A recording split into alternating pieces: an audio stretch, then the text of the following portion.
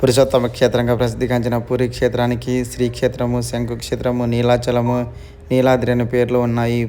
సోదరుడు బలభద్రుడు, సోదరి సుభద్రతో కలిసి జగన్నాథుడు ఇక్కడ కొలువై ఉన్నాడు. 1078 సంవత్సరంలో కళింగ పాలకుడైన అనంతవర్మ చోడగంగాదేవి నిర్మాణం ప్రారంభించగా ఆయన మనవడైన రాజా అనంత భీమదేవ పాలనలో పూర్తి అయింది. అంతకుముందు అక్కడున్న ఆలయాన్ని ఇంద్రాద్యముని మహారాజు కట్టించాడని చెప్తారు. ఈ ఆలయంలోనే అనువనువన్న మిస్టరీనే ఉంది. అవి ఏంటో చూద్దాం. పూరి జగన్నాథ ఆలయం పైన విమానాలు, పక్షులు ఎగరకపోవడం ఆశ్చర్యకరమైన విషయం. దేశంలోని ఏ ఆలయంలోని ఇలాంటి వింత కనిపించదు. ప్రభుత్వం దీన్ని నో ఫ్లై జోన్గా ప్రకటించలేదు. కానీ ఏదో తెలియని అతీతీయ శక్తి కారణంగా ఉందని ఇది ఆటోమేటిక్ నో ఫ్లై జోన్గా మారిపోయింది. ఇప్పటికే శాస్త్రీయంగా వివరణ లేకపోవటం మిస్టరీగా మిగిలిపోయింది. జగన్నాథ ఆలయం ప్రధాన గోపురం నీడ ఎవరికీ కనిపించదు. ఉదయం, సాయంత్రం ఏ సమయంలోనూ నీడ అనే జాడే ఉండదు.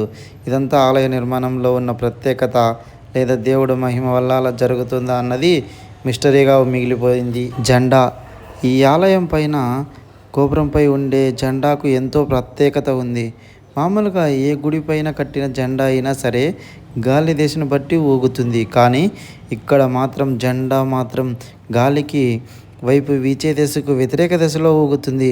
జెండాకు సంబంధించిన మరొక ముఖ్యమైన విషయం ఏమిటంటే 45 అంతస్తులు ఉన్న ఈ ఆలయ గోపురం పైకి ప్రతినిత్యం పూజారి ఎక్కి జెండాన క్రమం తప్పకుండా మారుస్తుంటాడు. ఈ ఆచారం దాదాపుగా 1800 ఏళ్ల నుంచి జరుగుతుంది. జెండాను మార్చడం ఒకరోజు తప్పినా 18 సంవత్సరాల వరకు ఆలయం మూతపడుతుందని నమ్ముతారు. పూరి జగన్నాథ ఆలయం గోపురంపై సుదర్శన చక్రం ఉంటుంది. ఎవరైనా ఎక్కడి నుంచైనా చూస్తే వారి వైపు తిరిగినట్లు కనిపిస్తుంది. ఇది ఈ చక్రం యొక్క ప్రత్యేకత. ప్రసాదం. వేల మంది భక్తులు పూరి ఆలయాన్ని సందర్శించుకుంటారు. ఏడాది పొడవునా ఒకే పరిమాణంలో ప్రసాదం తయారు చేస్తారు. కానీ ఎప్పుడూ వృధా కాదు. భక్తులకు సరిపోకపోవడం అనేది కూడా జరగదు. ప్రసాదాన్ని ఖచ్చితంగా సరిపోతుంది ప్రతి ఒక్కరు భక్తులకి. అదేవిధంగా ఎప్పుడు కూడా వృధా కాదు. ఈ ప్రసాదం యొక్క ప్రత్యేకత చూస్తున్నారు కదా. ఈ విధంగా ఎంతో ప్రత్యేకతలు ఉన్నాయి పూరి జగన్నాథ ఆలయంలో. తర్వాత ఈ ప్రసాదాన్ని 7 కుండలు ఒకదానిపై ఒకటి పెట్టి కింద ఉన్న కుండ కంటే ముందు పైన ఉన్న కుండ పైన ప్రసాదం తయారవుతుంది. చూసారు కదా, ఇదొక విశేషం. ప్రసాదం తయారు చేసినప్పుడు ఎలాంటి వాసన రాదు.